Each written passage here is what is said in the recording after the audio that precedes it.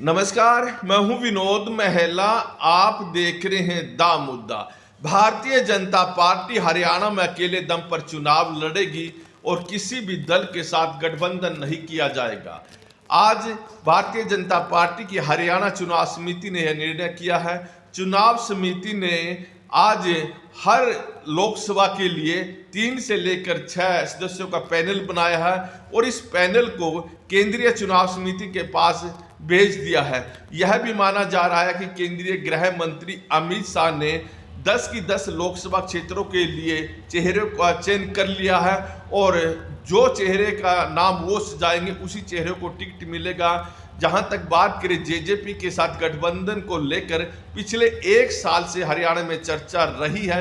हालांकि भारतीय जनता पार्टी के तमाम नेता इस बात से इनकार करते रहे हैं कि लोकसभा चुनाव में जेजेपी के साथ गठबंधन होगा। भाजपा के नेता कहते रहे हैं कि जेजेपी के साथ सरकार बनाई है मिलकर, लेकिन चुनाव लड़ने को लेकर पहले भी कोई ऐसा निर्णय नहीं लिया गया था। तो देखें, हरियाणा में 3 विधानसभाओं में उपचुनाव हुए हैं और तीनों में भारतीय जनता पार्टी ने अपने प्रत्याशी उतारे हैं।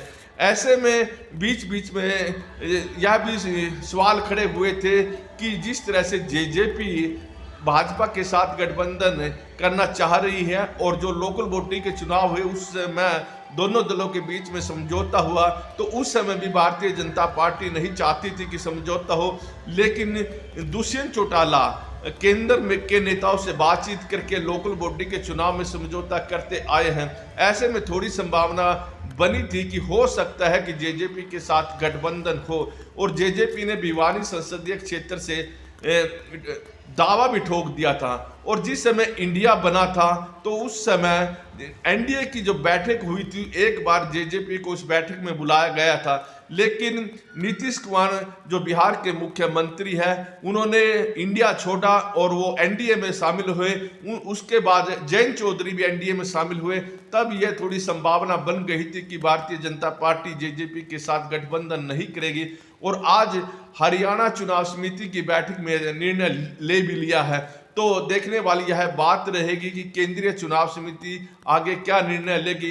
देखें तो हरियाणा में भी भारतीय जनता पार्टी के नेता विरोध करते रहे हैं। खास तौर पर बात करें चौधरी वीरेंद्र सिंह, जो बड़े नेता हैं और पहले वो कांग्रेस में रहे थे, तो देखें उन्होंने यहाँ तक कहा अगर जेजेपी के साथ भारतीय जनता पार्टी ने किसी भी तरह का गठबंधन किया तो उससे भारतीय जनता पार्टी को नुकसान होगा।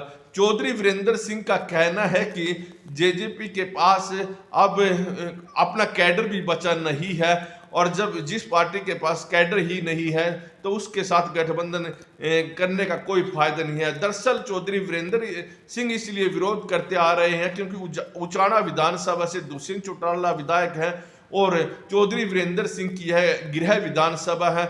ऐसे में अगर गठबंधन होता तो ये गृह विधानसभा जेजेपी के खाते में चली जाती।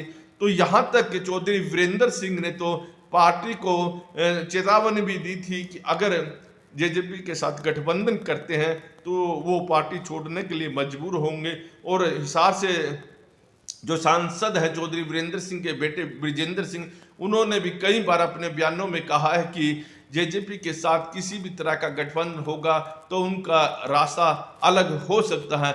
देखें तो हरियाणा में भारतीय जनता पार्टी के पास 10 की 10 लोकसभा सीटें हैं और भारतीय जनता पार्टी को उम्मीद यही है कि बिना जेजेपी के वो 10 की 10 सीटें जीत सकते हैं। और जेजेपी के पास अब वो कैडर नहीं रहा है क्योंकि जाट आरक्षण या उसके बाद फिर किसान आंदोलन हुआ था, तो उस समय जेजेपी से जो जाट समुदाय के लोग वो नाराज हो गए थे, तो उनके पास अब कुछ बचा नहीं है। लेकिन जेजेपी को भरोसा यही रहा अब तक कि भारतीय जनता पार्टी उनके साथ गठबंधन करेगी।